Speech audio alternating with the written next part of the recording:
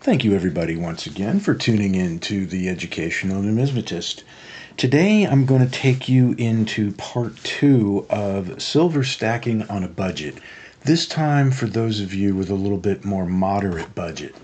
So in the first episode I basically talked about 90% junk silver, which is great, but that is not what we're going to talk about today. So the next step up is basically buying 1 ounce silver bars.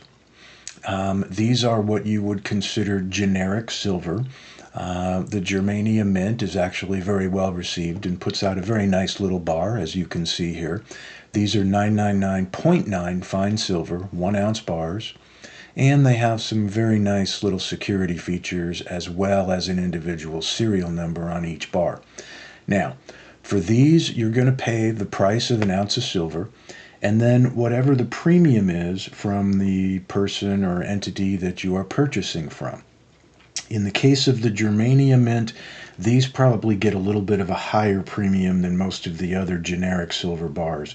You can buy generic rounds, generic bars, and typically you're going to find them somewhere around $5 to $10 per ounce over the spot price of silver. Now, when you step up from generic silver bars and coins, you're going to look at things like this. Now, I don't happen to have any United States American Silver Eagles, but those would be another good choice.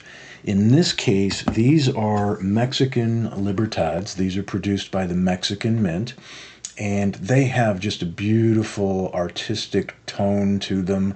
Beautiful coins. These happen to be what are referred to as Type 2. These are 2024 coins. The other coin I showed here is a Type 1. These coins first began being minted by Mexico in 1982. So this is the 4th year that they made these. And these are different than the Type 2s in a couple of ways. Number one, they're a little bit thicker, and they've got an inscription around the edges instead of just the reeded edge.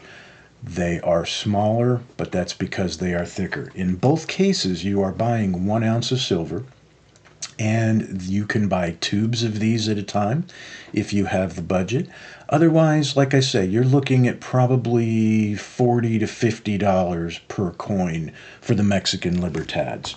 Now, another way you can go if you don't want to do actual bullion coins, rather than being considered junk silver, Morgan dollars like this one have about 3/4 of an ounce, just under 3/4 of an ounce of silver. So you're certainly getting a nice chunk of change relative to the metal content. But in the case of Morgan dollars, when they are almost uncirculated or mint state, lower levels like this, they still command a very nice premium over the price of silver. Why? Well, Morgan dollars are ubiquitous. Everybody loves a Morgan dollar. Even people who don't collect coins have seen, know, and understand Morgan dollars and can appreciate the beauty of the coin and that it has an ounce of silver in it. Or, I'm sorry, 3/4 of an ounce of silver in it. So, this coin would probably be somewhere between $40 and $50. If you were to get it graded and it came in at a high grade, well, we're going to talk about those in my next video, because for those of you that have a little bit of a higher budget, we're going to talk about some graded slabs and some of the more rare coins that you might want to look at for your investment portfolio. So, once again, this is the Educational Numismatist. I appreciate you all. Please subscribe to the channel and like the video.